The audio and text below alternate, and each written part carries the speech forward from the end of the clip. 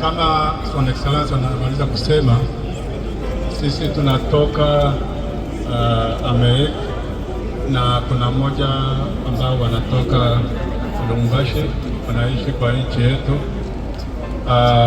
Tulikuja hapa kufelicite kazi ambayo Son Excellence President de la Republique iko anafanya kwa nchi yetu, na akisaidiana na mheshimiwa hapa kwa kazi nzuri. Hata nchi yetu imepata na vita vikali kutoka Rwanda, lakini wanaendelea kuunga wakongomani wote pamoja, na sisi ndio tulisema tuoneshe nchi yote na hata mataifa kama tuko nyuma ya nchi yetu, tuko nyuma ya ideolojia ya Son Excellence.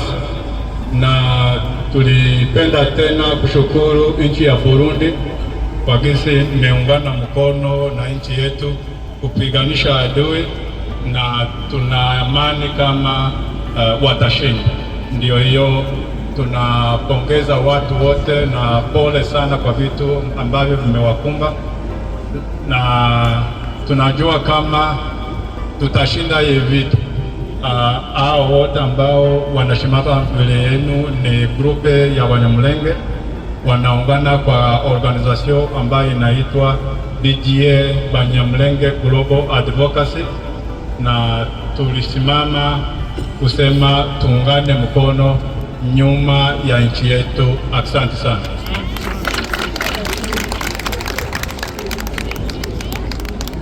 Jambo yenu wakaaji wa Uvira, jambo tena.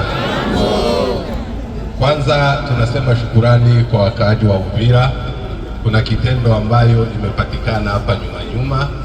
Unajua wavamizi wa AFC M23 wakiungwa mkono na Rwanda walitafuta Wanyamulenge ambao wanaishi hapa Uvira wauawe kisha wapate pretext ya vita, lakini wakaaji ya Uvira mmesema hapana, tukabakia na Wanyamulenge hapa, na leo tunawaona. Tunawapongeza sana. Neno ya pili, Rwanda imefanya miaka 30 ikidanganya inakuja kulinda Wanyamulenge. Hiyo ni uongo, tunakanusha. Rwanda haijakuja kutusaidia. Rwanda kila mara ikikuja hapa ni sisi Wanyamulenge tunapoteza. 1996 Mnyamulenge alikuwa anaishi tangia Kamanyola mpaka Byura, lakini wakati Rwanda imedanganya imekuja kutusaidia, ndio wakati tumeanza kupoteza. Mpaka leo tunabakia nafasi kidogo tu.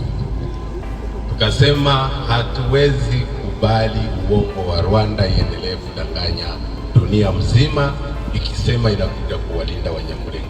Rwanda anatoka Rwanda kuja kupora mali ya Kongo, anaona kama hata tuma majeshi waingie kupora mali ovyo ovyo, anadanganya eti anakuja kulinda Wanyamulenge.